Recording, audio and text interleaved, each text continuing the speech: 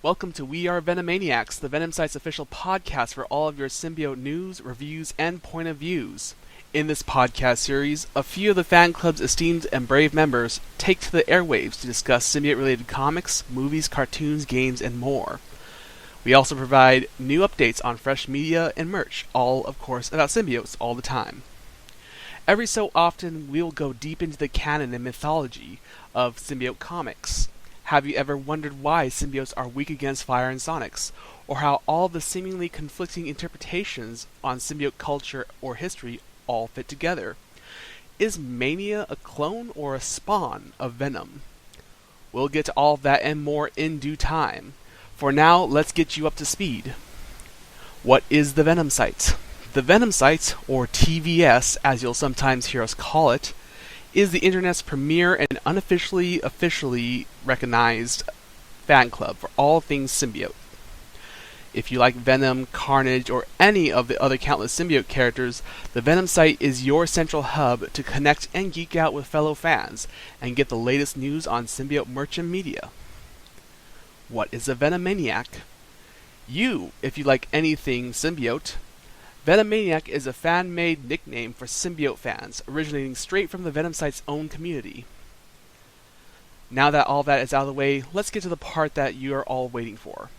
I, Orion, Twitter handle @OrionStarboy, will be your host for the next 2 episodes, and I'll be joined by 2 huge names in Marvel Comics in the Venomaniac community, Declan Shalvey and Cullen Bunn. Both of these comic creators will talk about their upcoming work with Venomverse, the Venom-filled summer event for Venomaniacs in the comics. They will also take the time to answer a few questions for some of our esteemed podcast hosts and fellow Venomaniacs from the TVS community. In this episode, I'm joined by Declan Shalvey, who is both writing and illustrating a Venomized Punisher story for the Venomverse War Stories anthology book coming in September. Declan's other work includes cover art for the Punisher series for Marvel, interior and cover work for Injection at Image, All-Star Batman for DC, The Massive for Dark Horse, and plenty of others I'm sure I'm forgetting. Welcome to the podcast, Declan. It's an honor to have you join us. Thanks very much for having me. So, we'll do a brief recap of your work with symbiotes for our listeners. Back in Venom Volume 2, you worked on the art for the Venom issues of the Minimum Carnage crossover series, the Toxin with a Vengeance arc for the main series, and closed out the main Venom series with cover art, all alongside our guest for the next episode, Cullen Bunn. So, I guess the first question I have for you, Declan, is how much time are you spending collaborating with Cullen again for Venomverse? Go ahead. Oh, no, you're fine. I actually, there's one you forgot. The very first issue of Venom I drew was a Rick Remender issue. It was Rick's last issue of his run. Oh yes. What was that one called? Was that the? I'm thinking, was that the Father Day one? Yeah, that was the one. Yeah, that was. I'd just finished on Thunderbolts and moved over to Venom, and I was delighted because I loved what Rick was doing on the book. So it was really cool to tell just this like self-contained, like really, really intense story. Like it was a very intense issue. Yeah. I remember reading it going, bloody hell. But I loved it. Yeah, I really, really loved just from the beginning. And that's my first work with Lee Lowridge as well, who would end up colouring all of my Venom issues. But as regards War Stories, to be honest, I have not talked to Cullen at all. And I will not be talking to Cullen because it's just because it's a different. Weirdly, when you come like to anthology projects, basically everyone's like a self-contained kind of like satellite, and you're all kind of orbiting this one project with the editor who would be in the middle, kind of making it all work, you know. So I read the first issue. I'm reading the issues as they come out, and I've been given like a brief of what kind of has to happen in each. Like, there's like a note of what needs to happen within each story to a degree. So I know what I have to do, what I can do, and what room I have to tell a story. But I have, because it's self-contained, it doesn't it won't affect Cullen's story, if you know what I mean. You know. Yeah.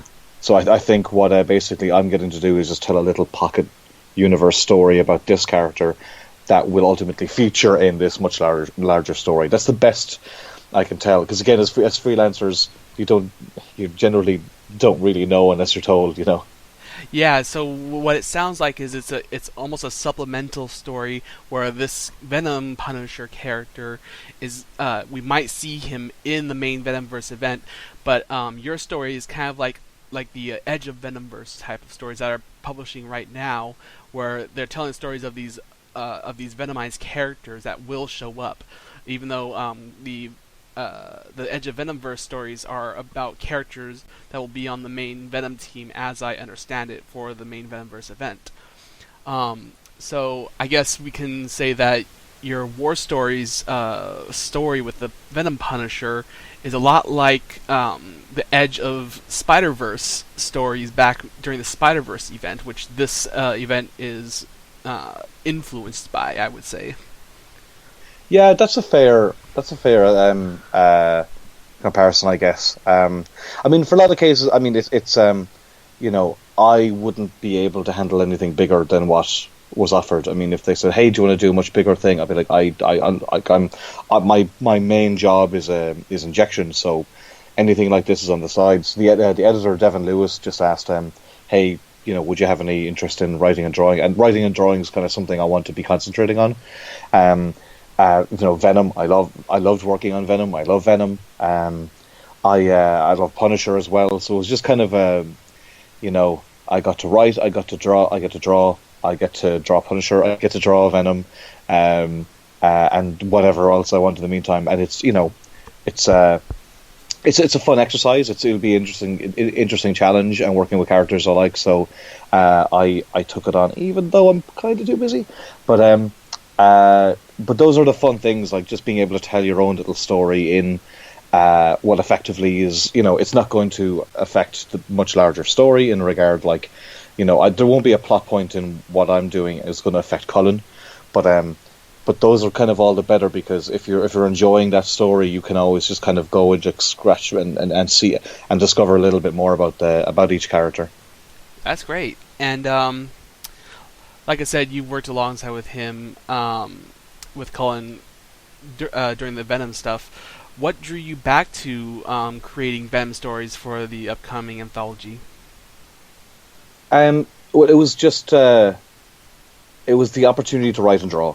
I did a Nick Fury story for Marvel last year, and I really, really enjoyed that. So that's kind of it's a creative challenge, you know, making something from the beginning and finishing it. But also, like I was just saying, like I you know, I always love the Punisher, I love Venom, and also when it was suggested to me, I kind of had an idea straight away, which is always a good sign that you know, there's something there that you want to explore, you know. Yeah, that's great. And you're currently working on the ongoing Punisher series as a cover artist. Now that you get to write and illustrate both the Venom Punisher story in the anthology, I get the feeling that you want to tackle Punisher for Marvel. Is that the case? I wouldn't say no.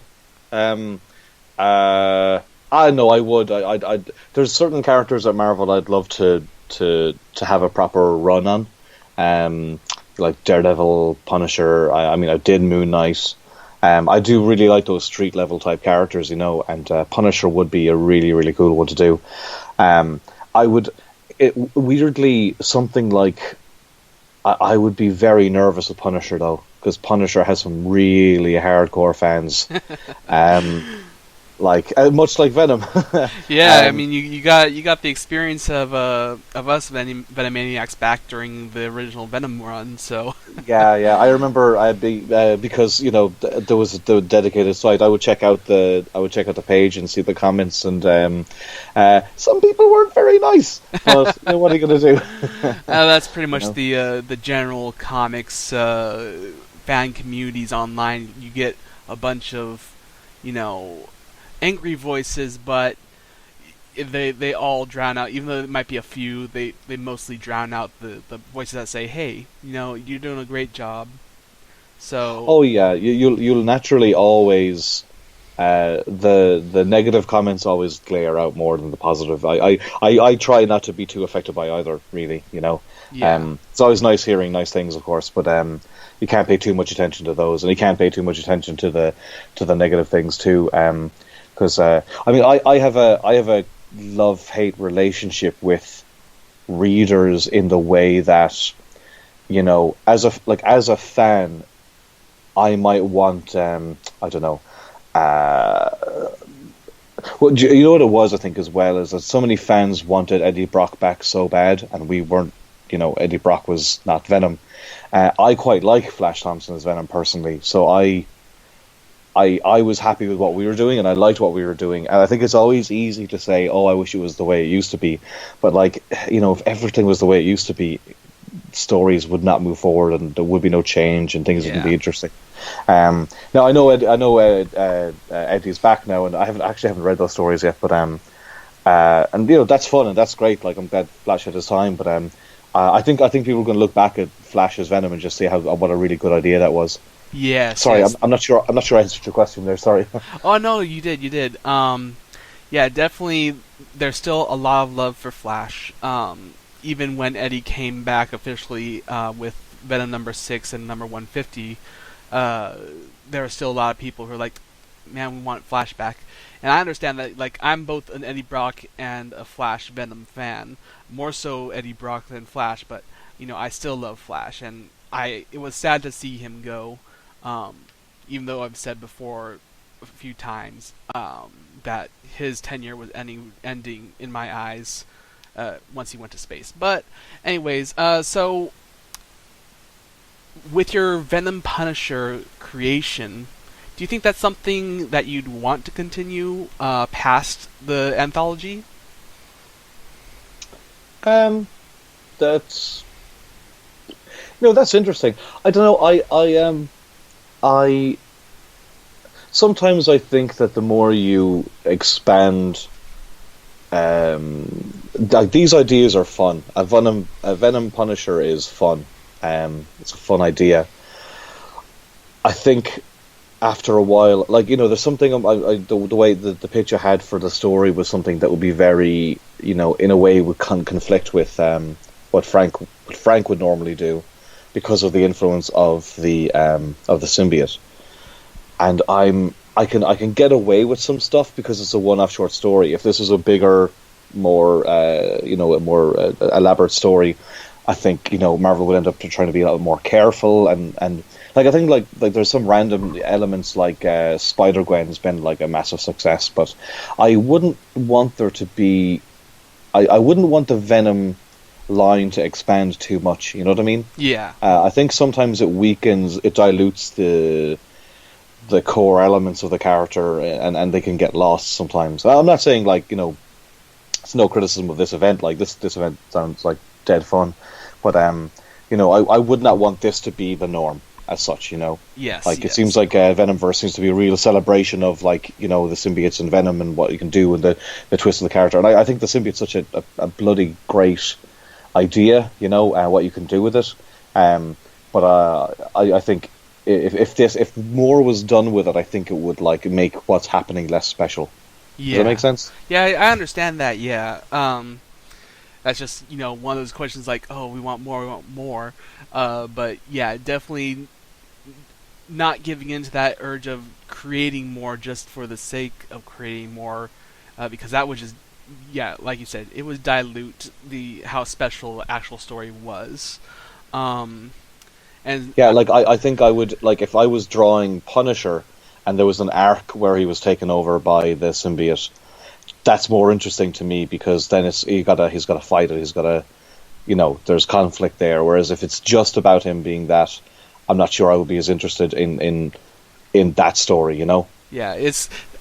I mean, I don't want to talk bad about other creators' works or whatever, but I feel the same thing about after the Spider-Verse event, we got a deluge of different Spider-Man characters getting their own books, like SpiderGwen, Silk, and all these other characters getting their own books. And I know there are a bunch of people who feel like these other stories are diluting the main Spider-Man story.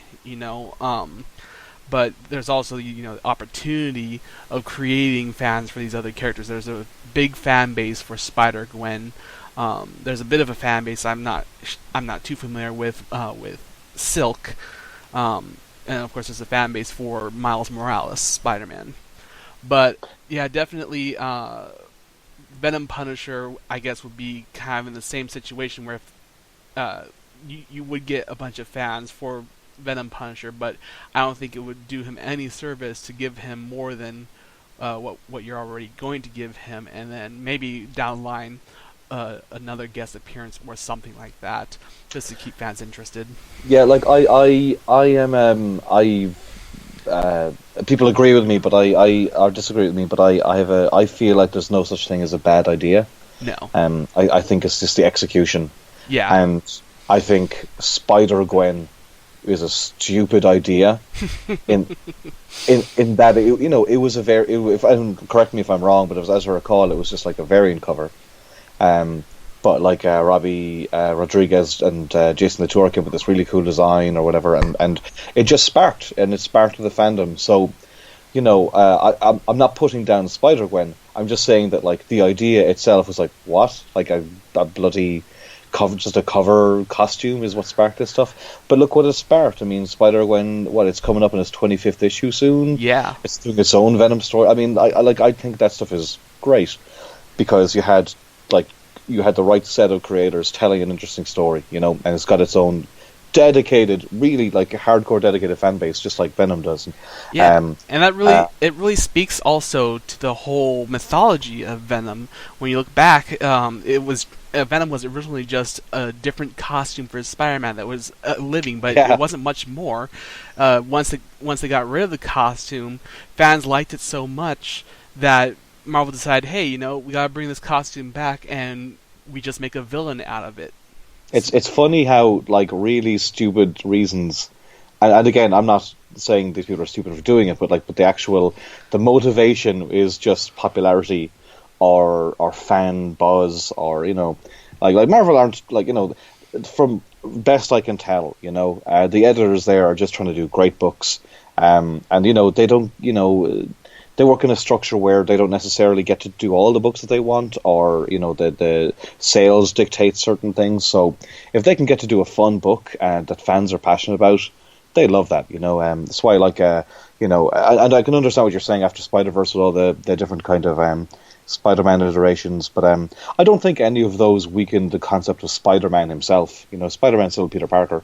Yeah, he's going to continue selling. He's going to continue telling his own stories, and people will read those stories more than they will read the other Spider-Man stories. So I think pretty much. Just to remember, it's really hard to have new characters enter the marketplace. Like readers are very.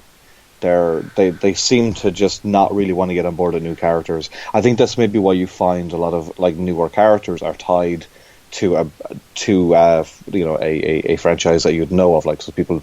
Spider-Man has a dedicated fan base. Yeah. So if there's a character with spider powers, then there's at least already a fan base that'll check it out. Yeah. I think if readers kind of embraced different new characters more, you'd find less kind of variations on a core theme.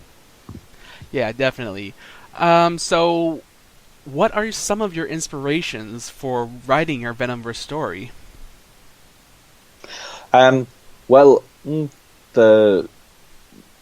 have inspirations as such. It's just when it was suggested to me, I was like, because what I liked about doing the run with Cullen and with Flash being the Venom was that it was a very practical use of the symbiote as a weapon. I thought that was great. I guess it was Rick's idea, but using the symbiote as basically tactical gear, like the most extreme, ultimate tactical gear possible. It's bulletproof. You can scale walls. I mean, that's such a cool idea. I thought that was a really cool idea by Rick.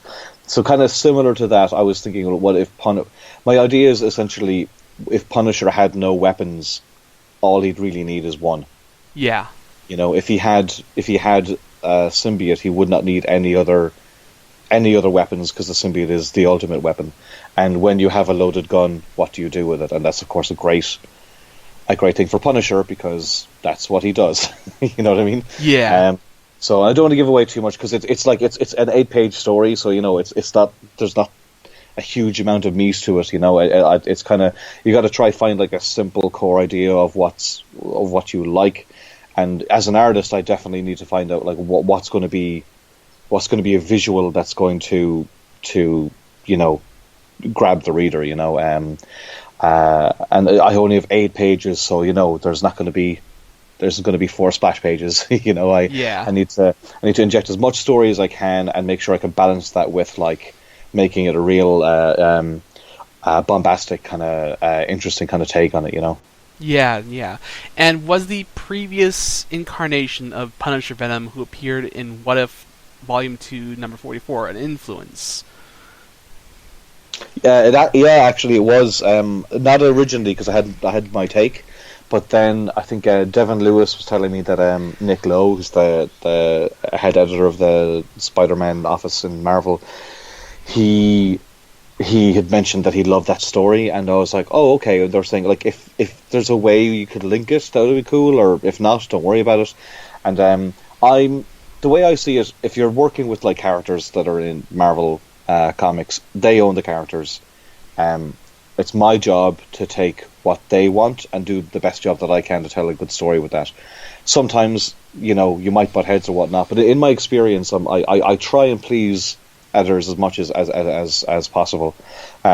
So when they said like, is there a way, I said, sure, tell you what, you send it on to me, and because I hadn't read it, to be honest. It's a little before my time. I think it came out in the 80s maybe, and I was born in 82, so I think it might have been. I didn't have that much access to American comics when I growing up in Ireland. So I read it and really liked it. There's way more to that. Like that is actually about a 20-page story, where mine's only 8. I don't really have as much room to play with, but gave me an idea where to end it, and my design for the Punisher, the Venom Punisher, is directly inspired by that version, which I had a different take originally. I was going to do something a lot different. I had a version of him with more of a kind of like a skull on his face with like spikes coming out of him. He actually kind of looked a little bit like Ghost Rider, to be honest. I had to tweak it a bit, but I was like, because I really wanted to make him look different. But the editor at Marvel said like, well, you don't have to, but it would be nice if he was more like that the Venom Punisher from before. And you know what? That's fine. I've no problem with that. I think I just wanted to update it a little by giving him a jacket. I felt he looked a little too naked. Yeah. Like, I really like that your design for Venom Punisher is, I would say, immediately iconic. Like, you've already seen, I've already done a fan art piece where I've just where I just adapted what you've done into Agent Venom. It's like, oh yeah, just that'd be a great design for Agent Venom. And what I think is like, you helped to design Mania, Venom's cohort, his sidekick, and I felt like your Venom Punisher design had a lot of the same kind of visuals going on, where it feels like it's very it's based in like rock and roll almost. I find I personally, when it comes to costume design, for me simplicity is key. You can design the most complicated costume in the world, but a lot of these times superheroes are flying through the sky, and you need to be able to recognize them when they're far away. So an overly complicated costume just doesn't help, especially when you're drawing it, over and over again. Yeah. So I start from the beginning point, which is the original black costume, Spider-Man costume, which I love. I love that costume. Definitely. But of course, you don't want to just stick with that exactly. So I think Venom, that look is Venom's. I don't mean just the costume, but like the Brock's build. It's such the quintessential Venom. But for Punisher, the version of Punisher in that What If story is just too close to that for my liking. Yeah.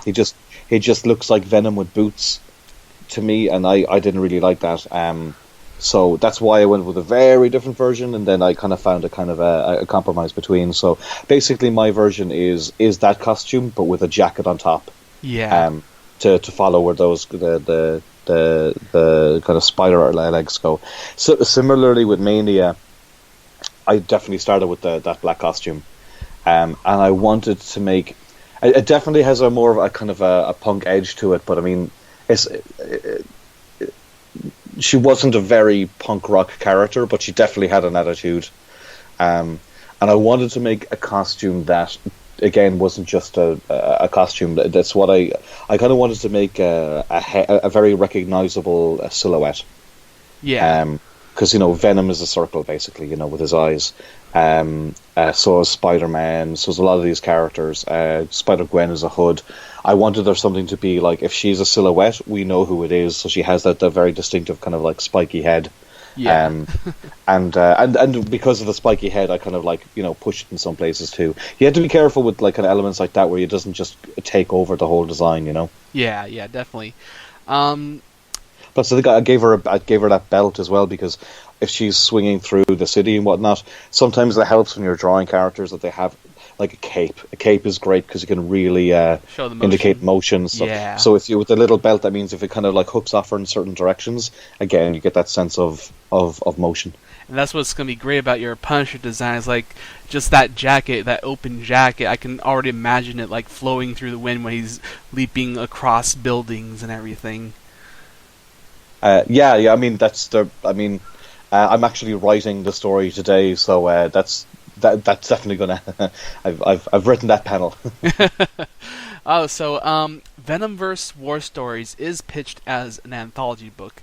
So this means that we'll see other creators and stories in the books besides you and your own. Correct? Yeah, I'll be honest. I don't know. Similar to what I was saying earlier on about like the satellite working in orbit. Mine is an 8-page story, so I'm very sure there's going to be other stories in the same issue. I don't know who the creators are, and I don't know who the characters are. Ah, shame. Well, hopefully we'll get to see some really great, diverse Venom stories from these other creators. Hopefully I'm sure you will. Yeah, hopefully we also hear about them soon, because like. Right now, looking at the solicitation, it's just your name. Oh, is it? Really? Okay. Yeah, it's currently just your name. Okay. Yeah. I sometimes when you're busy making the stuff, you're not as aware. No, there must be other artists and writers mentioned. No. Just for the cover. I thought I saw other names at one stage. Well. I mean, I'm sure you've done your research. Yeah. Don't get me wrong.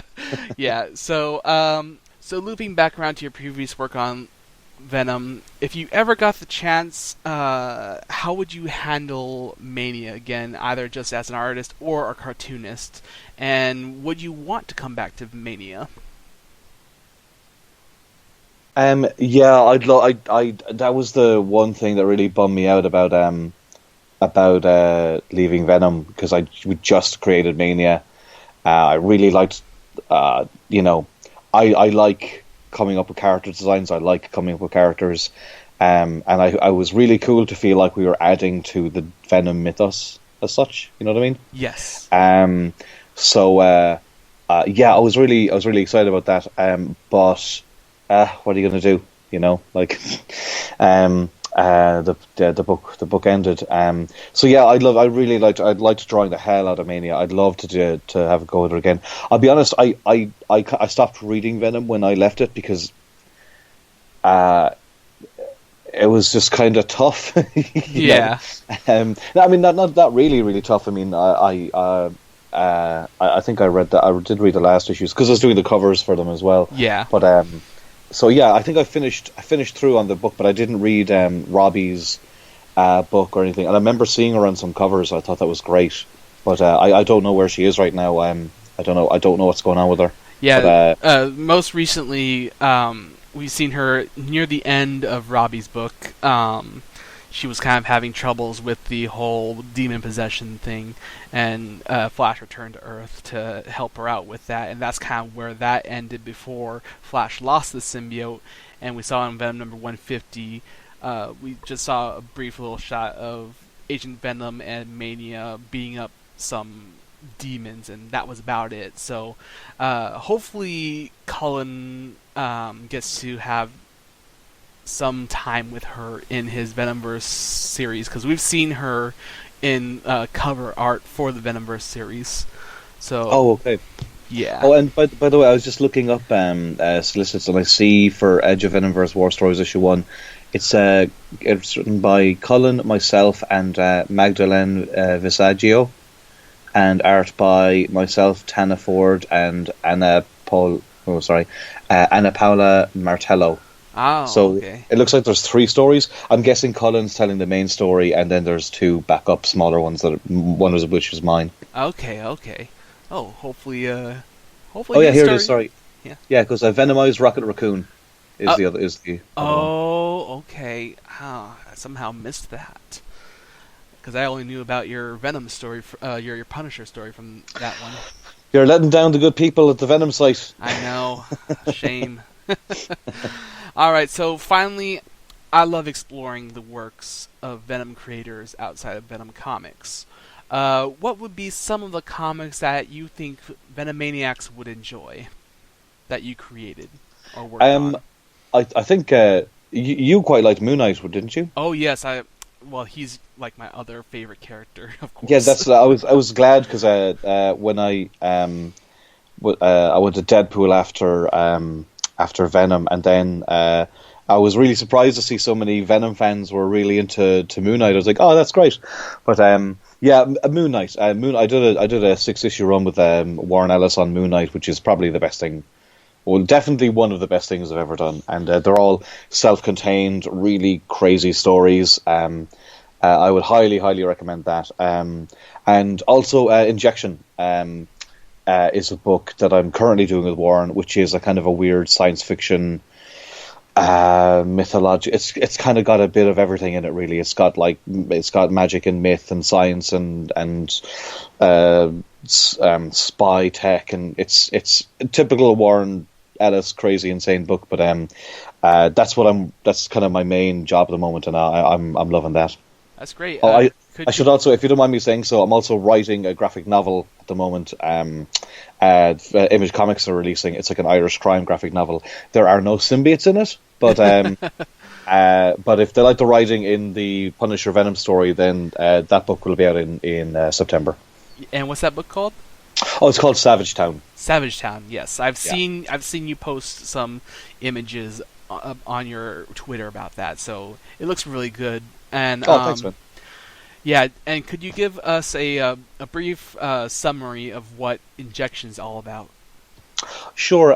Injection is a story about five people who used to work for this secret think tank of the British government, and when they were in that department, they made something called the Injection, and now, years later, they've all kind of disbanded and fallen apart, and they're not really friends anymore. But the Injection is going to destroy the world, and they have to find a way to stop it. Wow, that's pretty good. And what is Savage Town about? Savage Town is it's not a true story, but it's kind of based on a city I used to live in Ireland that had a kind of a bit of a gangland problem. So it's a kind of a fictionalized take on.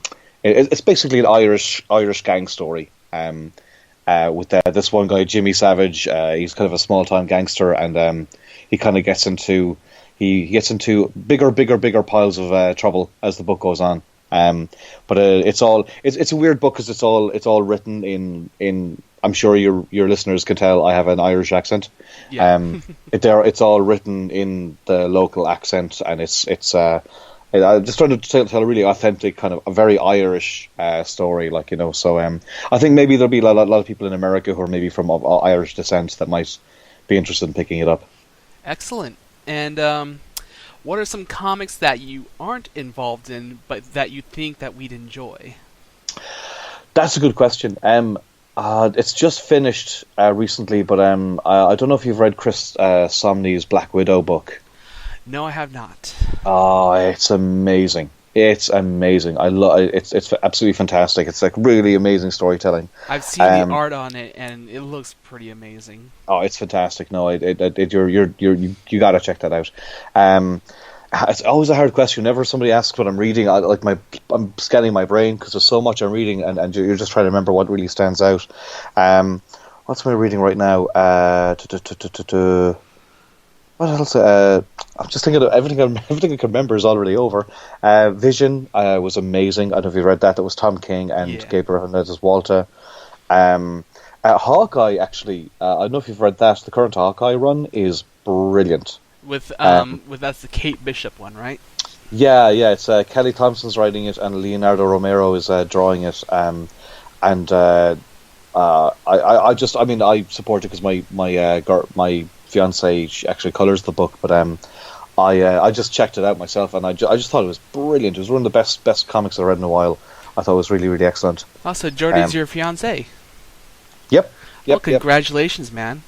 Oh, thanks, man. I think I proposed a year ago. So, I might have seen that. Like, I think you might have posted something about that, and I think it just passed out of my mind for some reason. Oh, not me though. No. Or someone posted something. Oh no, sure, no. I did post it. It's we're making plans for next year. Basically, we're both very, very, very busy. And we're both because Jordy's releasing a book called Red Lens from Image Comics in August. Yeah, next month actually. So she's launching that, and I'm doing this graphic novel, and we're both doing all the other work like Injection and Venom and whatnot. So I think we saw the way our year was going. We're like, well, let's get this stuff done first, and then maybe make plans for a wedding the following year. So that'll be my next big project. Great. And for those Venomaniacs that also like Moon Knight, just a little note that Jory Belair also worked with Warren Ellis and Declan on the Moon Knight series. She did. She also did the Jeff Lemire and Greg Smallwood arc, and that is amazing as well. That was a great arc. Yes, fantastic, absolutely fantastic stuff. I have to say, like, as somebody who's working on creator-owned mainly now, and I love creator-owned, I just think there's some great Marvel books out right now.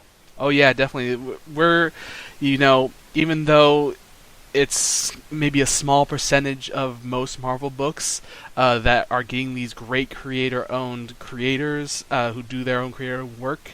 It's like you have Moon Knight, you have Vision, you said you have Black Widow.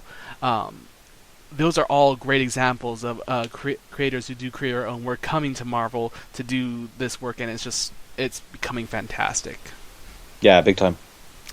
Alright, I think that's a good spot to put a pin on the main interview.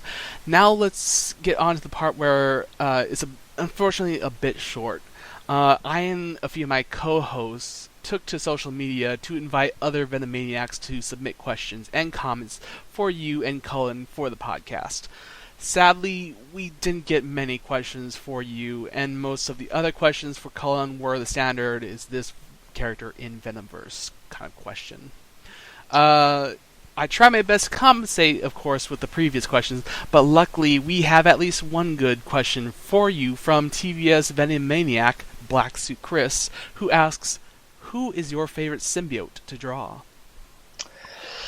Well, thanks for putting the call out. I know whenever I was looking at the Venom site, there was always like questions about that, and I always find those like the worst questions in that as a reader, I speak as a reader, I don't want to know who's going to be in the next arc, because I want to find out reading the story, is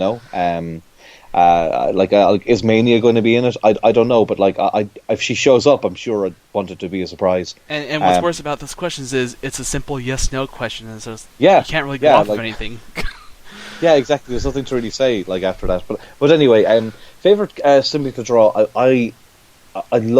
I'm very lucky, I think, in my arc in Venom, where I got to draw Flash Thompson, I got to draw Toxin, I got to draw Carnage, and I really liked drawing Carnage because he's kind of spindlier.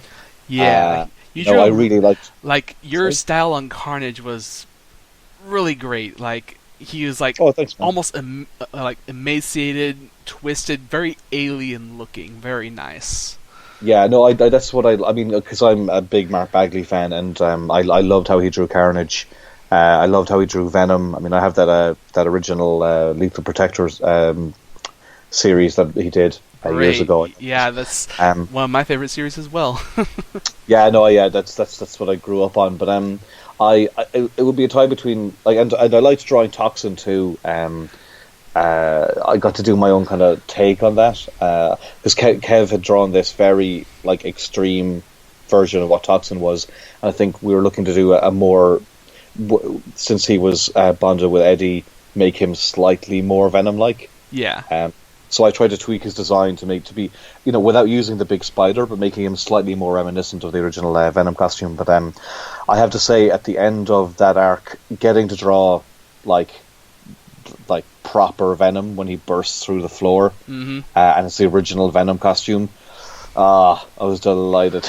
I love that one panel you did where it was that original Venom looking Flash and Toxin back to back. I love that image. Oh yeah. That was one of my favorites. And Yeah, no, I have I to that say, ended really well.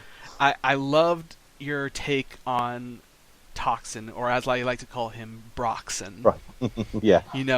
Because when we first saw him, I completely forget who drew him first when he became Toxin during the Savage 6 storyline of Venom. Yeah, that was. I think that was Kev Walker who did it. Yeah, he was just like this hulking monster, just bunch of tendrils. But then you kind of refined that down into this classic Lethal Protector type of look, but with those that back spaghetti as people call it. Yeah. And Well, I mean, he couldn't be spaghetti all the time, Yeah, otherwise exactly. he'd just be one. He would be an absolute nightmare to draw, but also I thought it was better to kind of use that effect. Like to me, it's like he's on fire. He's a symbiote on fire. And it's all about that motion too, It's like you said with Exactly. capes and everything. It's just that it gives that motion. That's great. Yeah, big time. And what's funny is that the previews for Venom number 152 just came out, I think probably yesterday. And what's funny is that we get a flashback of Eddie Brock in his childhood being bullied by this one kid who's calling him Eddie Spaghetti. And that just made me think about Eddie as Broxon, It's very foreboding. Yep. All right. Well, I think it's about time to wrap things up for this extra special 2-part podcast series. In our next episode, we'll be joined by Cullen Bunn, who will talk about the main Venomverse event, so stay tuned for that. Thank you again, Declan, for joining us as the guest host. It was a pleasure having you on this podcast. Oh, thanks a million, Ryan. I really appreciate it. And thank you to the Venom site for permitting us to make this podcast under the TVS banner and all of your generous support. And finally, thank you, loyal listeners and fellow Venomaniacs. You guys make an awesome community, and it's an honor to be your voice on the airwaves. Together, we are Venomaniacs.